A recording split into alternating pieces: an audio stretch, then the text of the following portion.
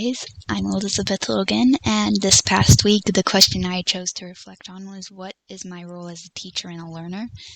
And through those questions I have, how can teaching help me strengthen my relationship with the Savior and Heavenly Father? How can I help those I teach realize their potential as a child of Heavenly Father? And how do I better relate to those I am teaching? So, how can teaching help me strengthen my relationship with the Savior and Heavenly Father? I was given the article, I was given a talk by Elder Packard to read, and one of the main quotes that the classmate who gave this to me pointed out and really stood out to me as I read it is, "The Lord is our example. It would be hard to describe the Lord as an executive. He was a teacher. That is the ideal pattern."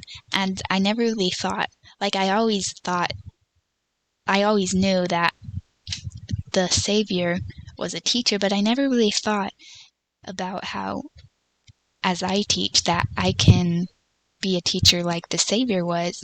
And it's really cool to think about that. And so, as we learn and study about the master teacher, which is the Savior, our relationship with Heavenly Father and the Savior will be strengthened.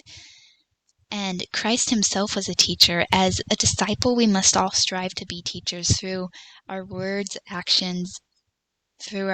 actions, and we must be an example of the Savior.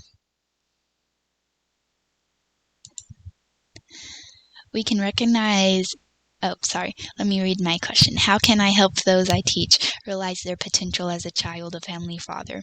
We can recognize their strengths and weaknesses and help them to grow in both their strengths and weaknesses, which is really important that we recognize that a human has both strengths and weaknesses, and we help them strengthen their strengths, and we help them learn how to strengthen and grow with their weaknesses. And we teach them to use their strengths to help bless those around them. And we work on their strengths and weaknesses to help them be better. So we're constantly working on our strengths and weaknesses. It's like exercising a muscle. It can only get stronger if we work on it. And how do I better relate to those I am teaching? Finding their source of motivation and using that to help them learn. And get to know the students, memorize their names, learn about their interests and hobbies, and there's so much more we can do to get to know the student, even if it's just, having a conversation, sitting down with them and having a conversation with them sometimes. And we can have connections with our students. We can be their safe place, we can connect with them, and we can just be there for our students.